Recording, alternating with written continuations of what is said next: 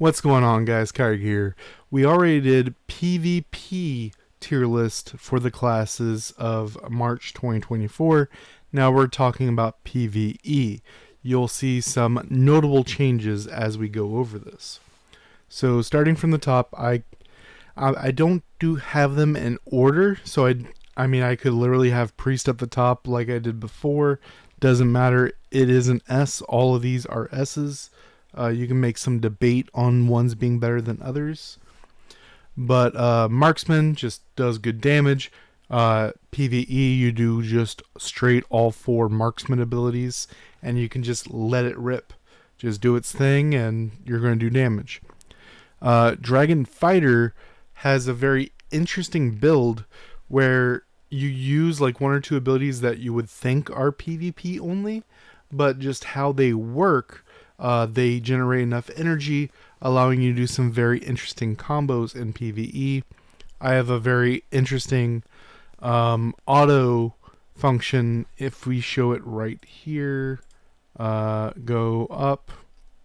I haven't done the reviews on them yet, but if we see PvE Dragon Fighter, you'll see these are the 4 skills that I really like on auto for PvE. Does some really high damage output. Then we have Priest. Priest just buffs other things, lets them do their things better, as well as reducing the opponent's stats. Then Armor. Armor would be way higher if it actually had the passive of crit rate, crit damage. I have tested again, and I will test again tomorrow after patch 1.34 goes live. It wasn't in the patch notes, but I will be checking it to see if the passive works or not, but it just does damage. Netherfire just kills things. Mech down here, there's always this argument that mech should be higher, and while there is some good merit to mech always does damage, you can just set it and forget it, it'll always do damage. But I feel like if you're quick enough on your ability casts, you don't have to play that kind of style. Something like Marksman Dragon Fighter, you're just busy pressing so many buttons. Set and forget it would be way too slow. If you are a slow, methodical type of player, that you're like timing out the certain abilities and trying to get the squeak a bit, mech could be a bit better, especially with something like wind.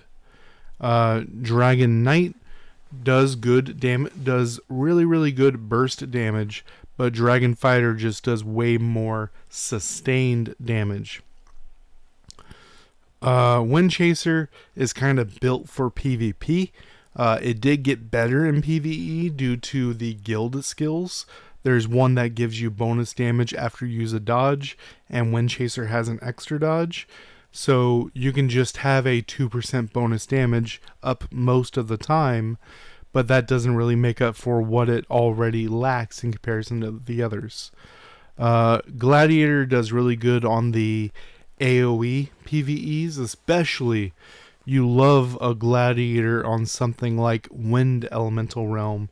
Just does really well there.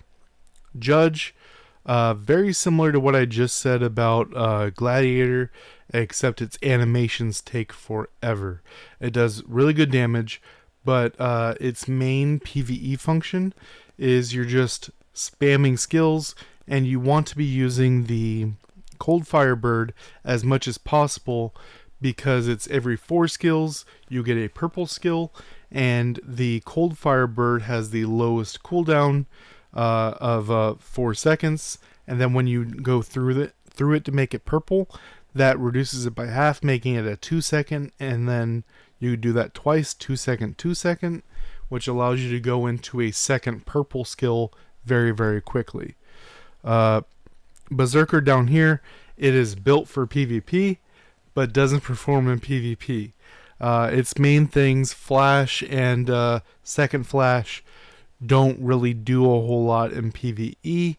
I would much rather use one of the S or A's. Let me know what you guys think down below. For S, this is the question for you guys. Should it be armor or mechanician? Till next time, guys.